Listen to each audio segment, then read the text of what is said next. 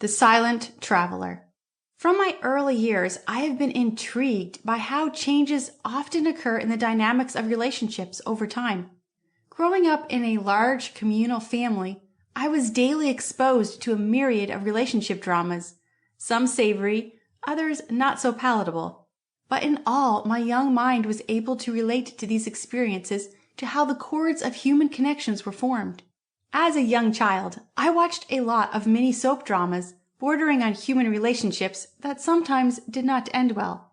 I would then wonder why some failed despite external intervention. I remember making a mental note of such incidences as a young child with a resolve to find out why. I guess age tricked me out of that agenda as I moved on with life, forgetting my childhood quest.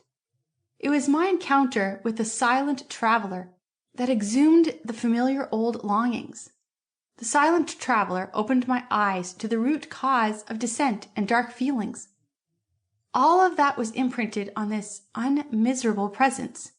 Who on earth is this silent traveler? I gasped. This silent traveler has no human form or shape, yet walks around with human legs. It uses the human mind, hands, mouth, reasoning, utterances, attitudes, and workings to achieve its agenda. This silent traveler has hidden powers.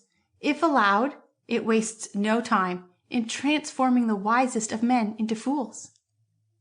It can make the richest become poor, the healthy become sick, and the strong become weak. It can quietly weaken the cords of unity among family members, between colleagues, within towns, cities, or nations, leaving the wave of destruction in its path. Quietly and unnoticed, it promotes discord, hatred, resentment, bitterness, disunity, unforgiveness, murder, and all kinds of unimaginable negatives. Its speed of travel is faster than the speed of the fastest warplane. It can travel through walls of human hearts, speed through nations unnoticed, and leave utter waste in its trails. Transportation means has never been a challenge for this traveler, as it hops on minds that are in agreement with it, men willing to cooperate with its hidden agenda. The wave of its tsunami can be felt for generations. Even children unborn can experience its destructive impact from the womb. Interestingly, man in all his wisdom has not yet seen that the greatest enemy to conquer is the one that grips the heart with hands stained with destruction and coding of justification, defense, self-preservation, self-image, class, position, prestige, and the like. Man, with all his power and wisdom, as well as the creative ability endowed him by the Creator, willingly takes up a viper by its tail, dances around with it, and calls others to follow. Yet he does not see that his action is an invitation to death. Whoever loves life will do all that is required to disallow this silent traveler from making an abode in their home. I never really knew who this silent traveler was until my heart was opened up to me through a serendipitous circumstances in 1994.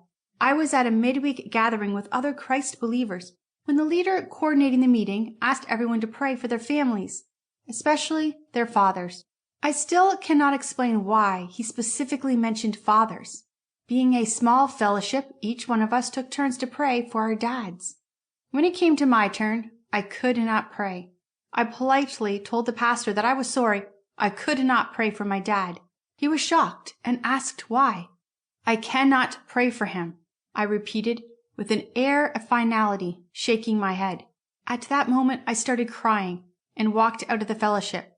You must understand that my Christian status was not in question. I was actually a believer. Something was definitely amiss. That moment signaled the beginning of my quest to unravel the nature of this silent traveler that had taken advantage of my life's circumstances to erect a partial abode in my heart.